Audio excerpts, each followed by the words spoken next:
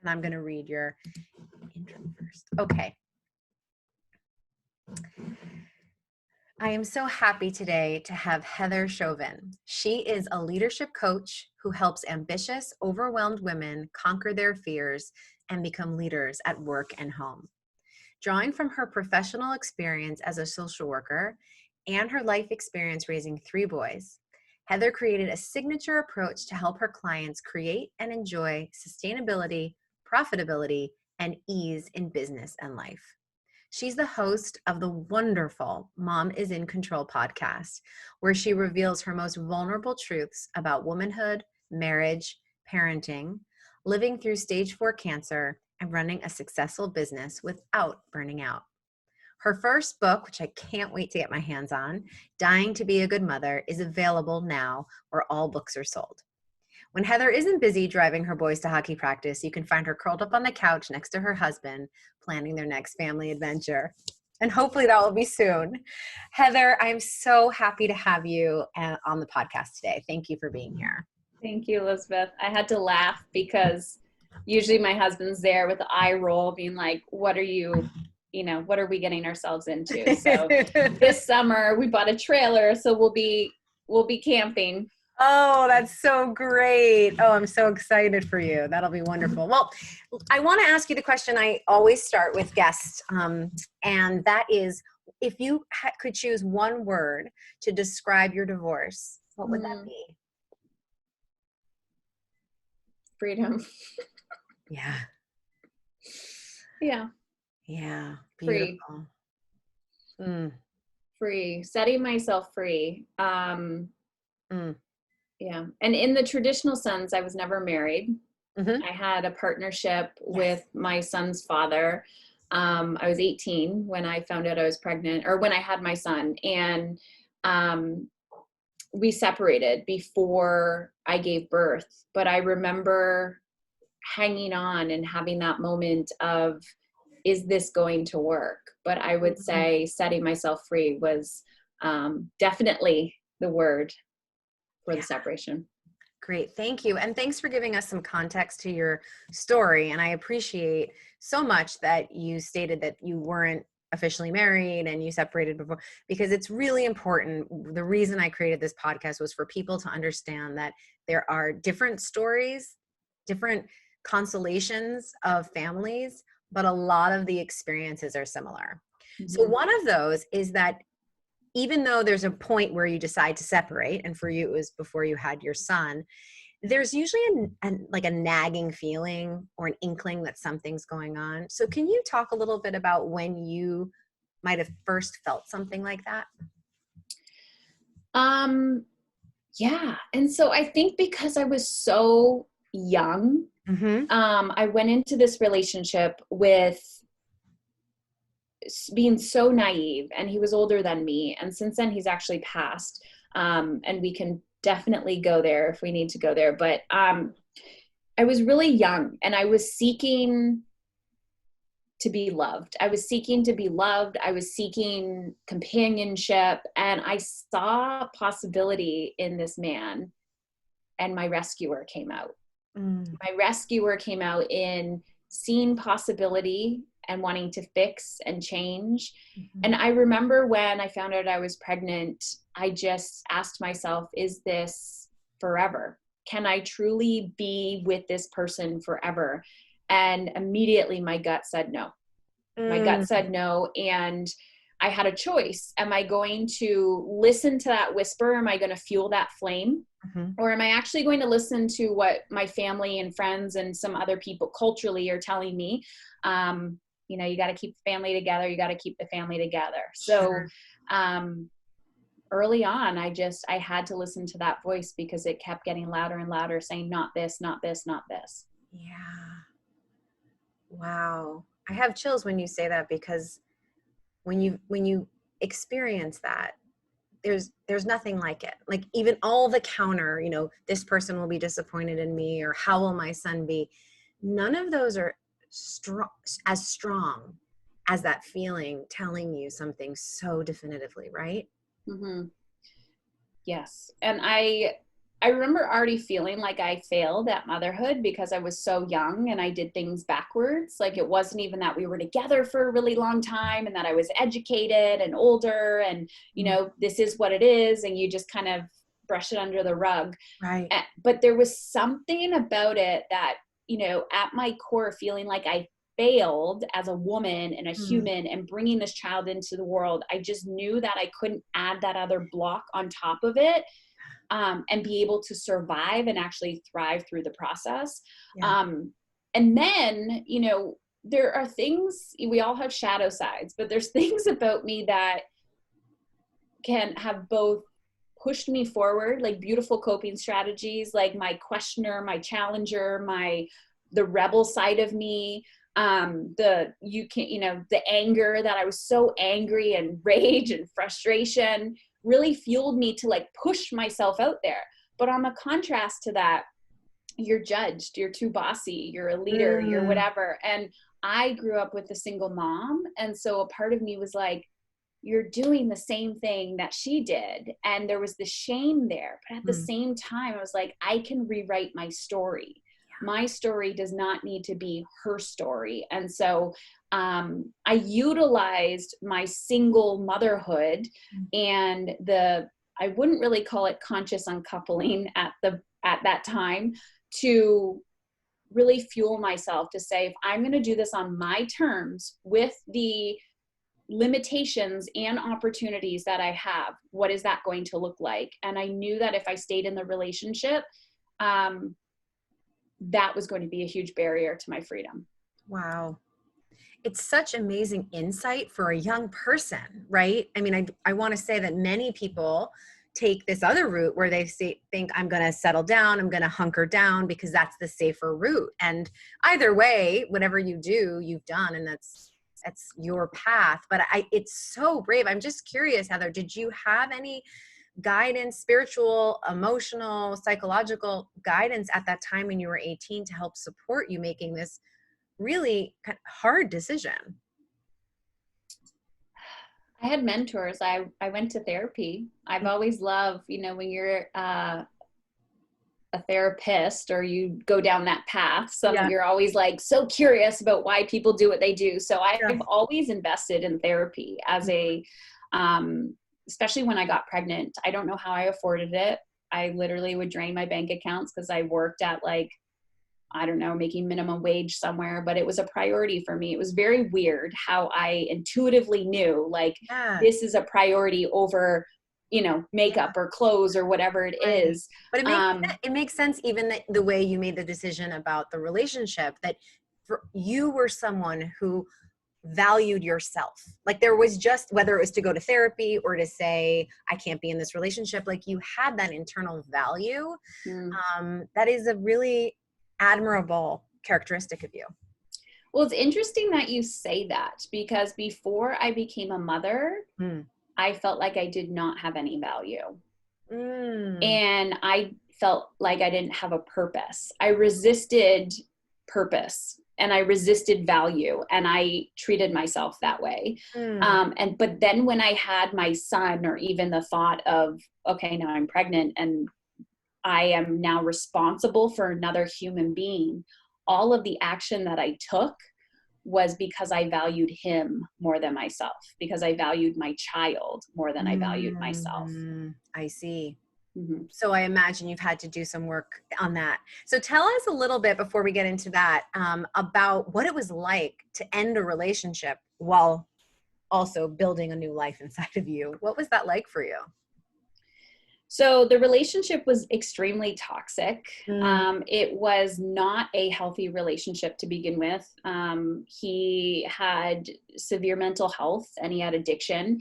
Mm. And I talk a little bit about it in my book. Okay. And since then he's passed. And I really tried to Mm. do it from a healthy place of, I got this child, you go live your life. But it wasn't so cut and dry. It wasn't an easy walk away. Yeah. And I actually came into mothering extremely fearful because of that. Mm. And it took a really long time for me to feel safe Mm. in my life and in my body, but also with my child, because then I started over mothering. I wouldn't even Mm. barely leave my house. I wouldn't go to the mall, because I was just absolutely terrified that I was going to see him. So, Oh, um, I see. So really the fear of him and the interaction with him really impacted your behavior with your son. That's so yeah, interesting.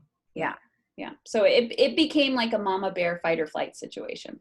Yeah. I was just about to say that. It sounds like real survival. And then when you just said before about how you cared about your son and you felt like your value came from him, I mean, that is what comes after trying to protect your baby. I mean, that is the number one goal.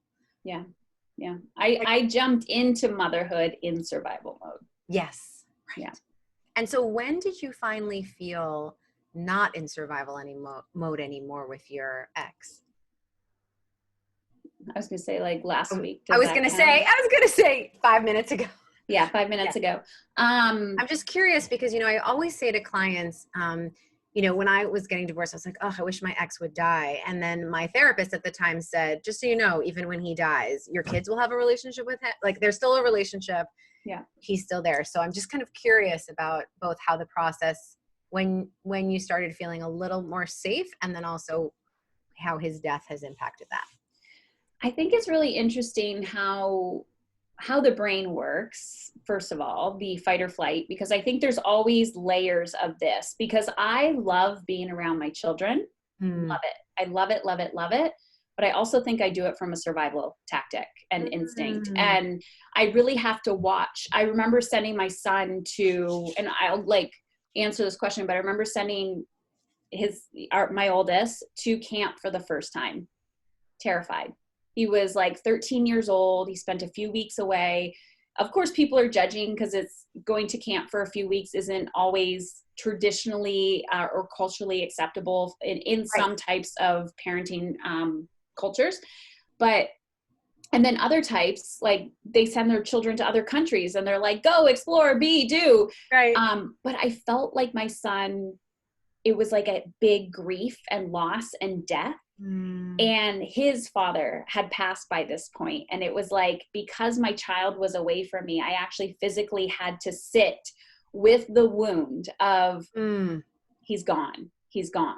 But there's a story that I tell in the book, or actually I don't even know if I tell it in the book, but I'll tell it here. I slowly, very quickly, actually, I remember when I had my son, and just when you see people who struggle with addiction and mental health, and of course you're affected by it, but I could see beyond that. I've always been able to read human behavior beyond like the behavior that's being presented to you, like Right. why people Right. do what they do. Right. And I knew at his core he was a good person. He was just struggling and there was disease there. And I remember saying to him, I got this. Like, I'll take care of our son. You go be you, and I'll do this in your legacy. Like, I will do this for you. Mm. And there was a moment where I knew we didn't really have a lot of communication, and I didn't want a lot of communication. But there was a moment the day before he passed where I'm also big into like energy healing and spirituality. And I went to this big Reiki energy share thing, like at this event, and never thought about him. Mhm. And there was a woman there, and she was actually this is like a random story, but she was actually my history teacher in high school. Oh my goodness. And she's the reason why I failed that class. Like she's not a nice woman. I failed that class. Because I failed that class, I had to go to night school, and that's where I met him.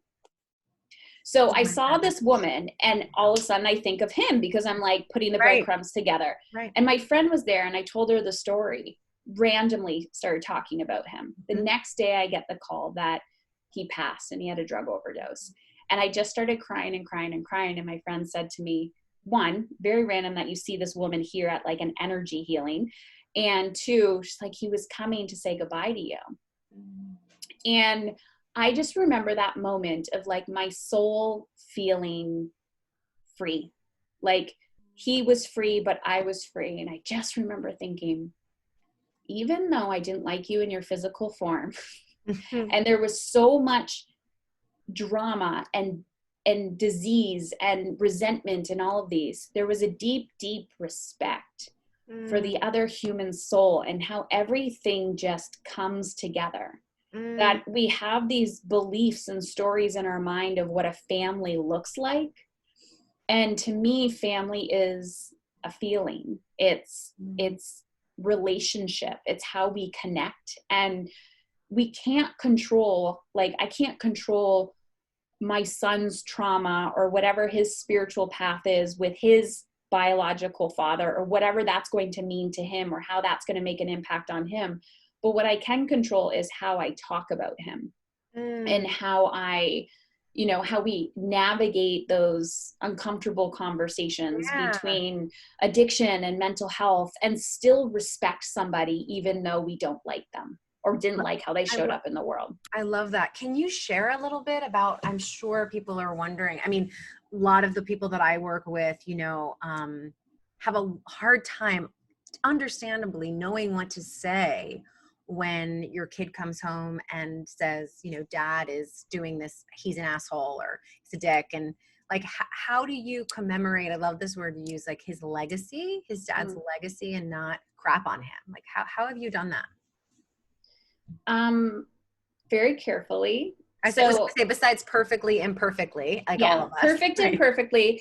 And you're allowed to have your own feelings and thoughts. And I don't think shoving them down is helpful, but also your children are not your therapist. So I process that with professionals, or in my journal, or, screaming in my car or crying in my car, doing whatever I needed to do to process that emotion. So Yeah. I think that's very, very important to seek help outside of your relationship with your children. Yes. It wasn't one conversation. And I asked a lot of questions, and I also with my son, and I Mhm. also actively listened.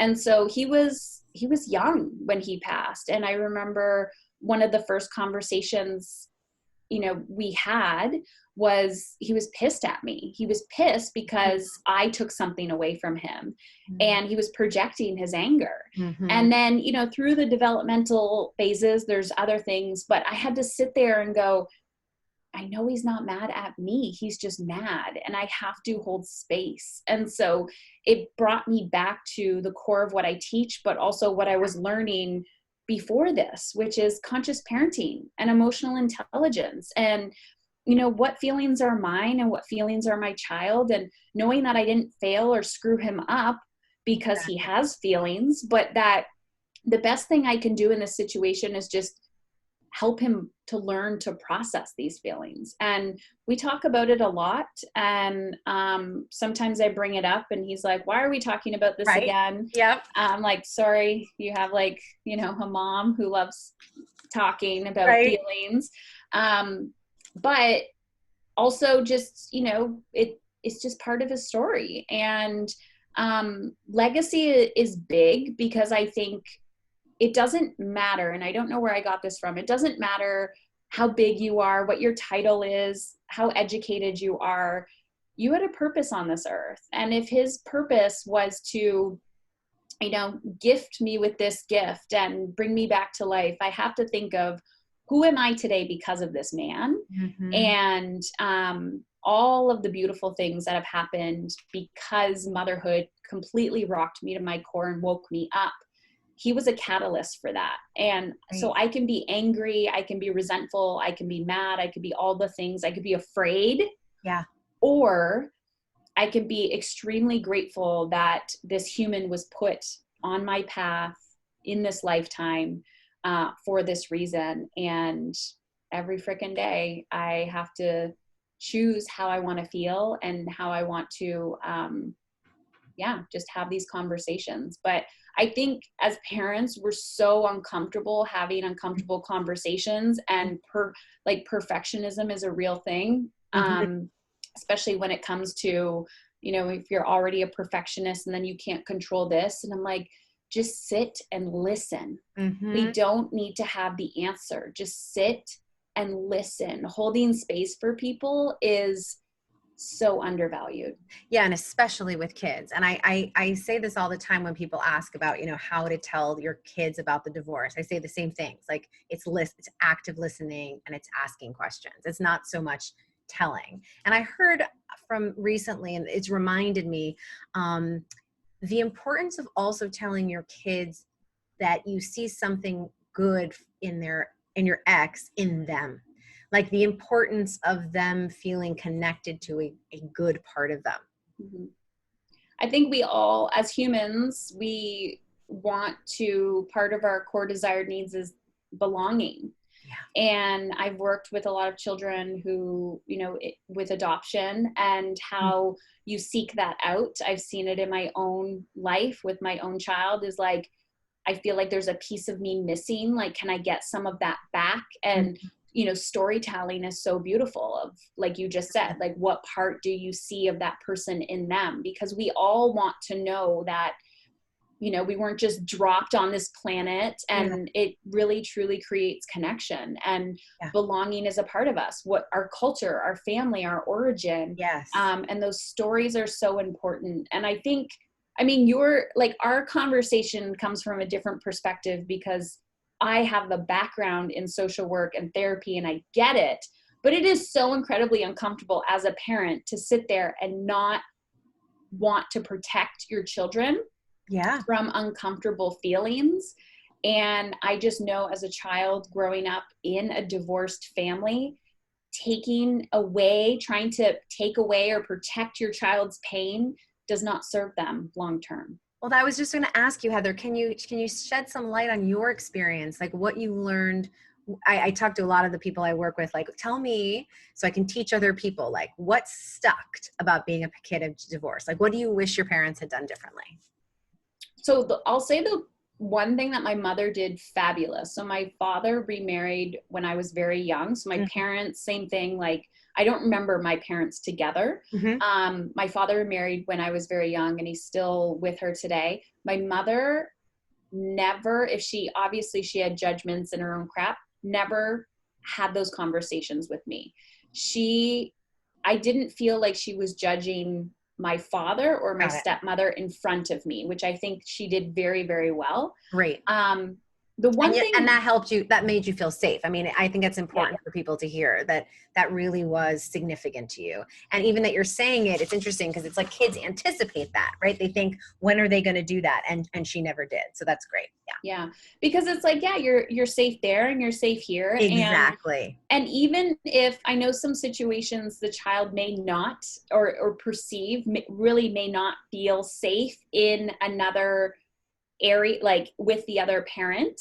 Not everyone is in the exact same situation, and it is truly about managing your fear, but really projection, like watching how you're projecting that. Because even if this has nothing to do with divorce, and we can come back to this, hopefully I don't forget, but even in this pandemic, like, my perception of this really influences how my children react to it. Yes. And it's the same thing in relationships, right? Because the second you're talking about something, they just pick up on that. And then it's like they're in the middle. The one thing I really wish my parents would have done is learn how to co-parent.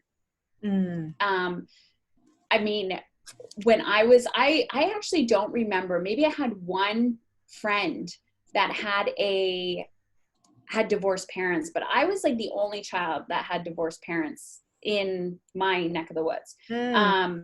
So I always felt like an outsider, and there was never this, like, let's come together as a family, let's all be in the same room together. It was like the separation. And now when I see parents co-parenting and getting along, or, my shit's here, your shit's there, we'll deal with our triggers after, it literally brings me to tears, because I'm like, you have no idea as a child what it's like to have both your parents in the room and just feel loved by them, but they don't need to love each other.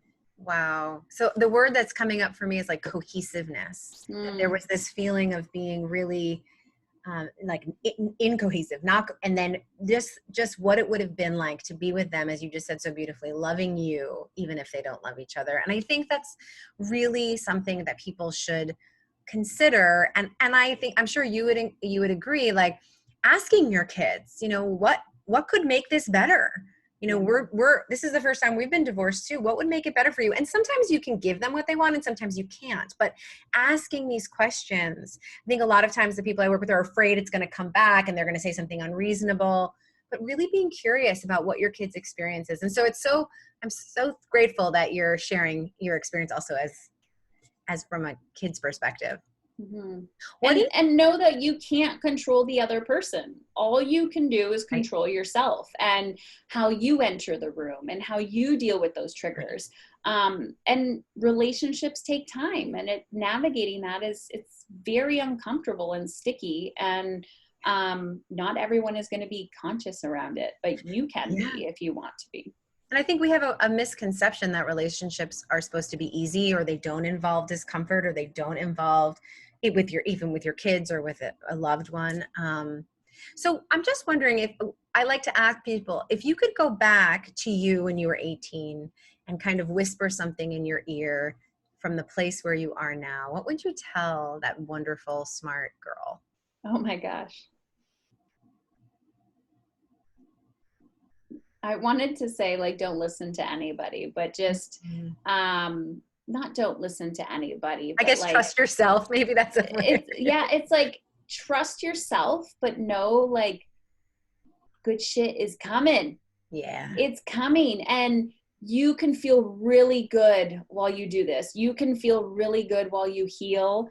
You know, you don't need to suffer, to be honest. Mhm. That I I almost resist, like I'm having a hard time answering this question because I wouldn't be who I am today without the journey that I've had to go Mhm. through to become who I am today. Yeah. But if I had to whisper in her ear, it would be give yourself permission to feel good while you're healing. Beautiful. And I imagine that you took that through the other trials that you had in your life. You talk very openly about your cancer diagnosis. Mm-hmm.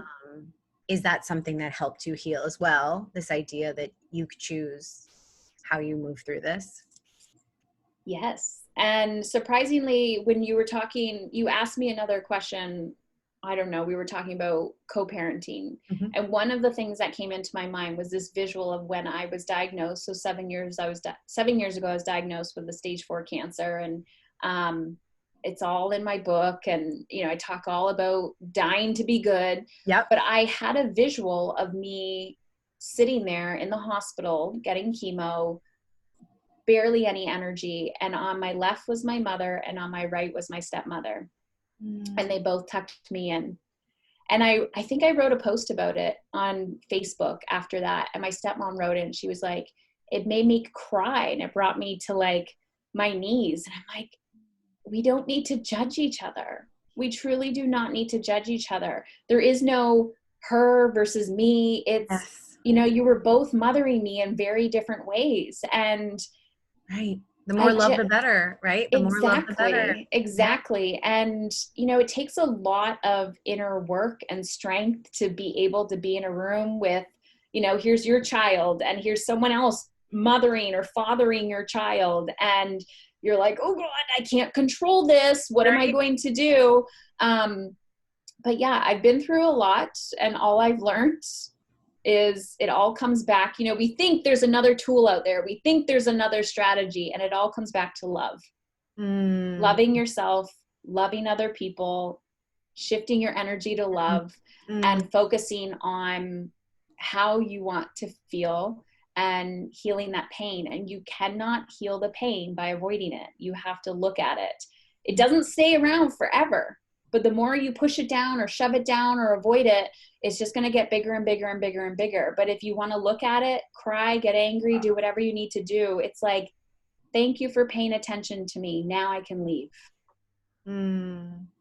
Thank you so much. So this idea of it all comes down to love. That's a perfect place for us to stop. Hmm. And I want to thank you so much, Heather, for being here. And can you let the audience know the best ways to find you? Yeah. So I'm very active on the podcast. Mom is in Control. The book, you can check it out, Dying to be a Good Mother. There's a 20+ page workbook as well that goes along with it. And Instagram at Heather Chauvin. And we will have links to all of that in the show notes. And Heather, it has been such an honor to have you on this podcast. Thanks for sharing your story and your vulnerability today. Thank you, Elizabeth. My pleasure. Yay.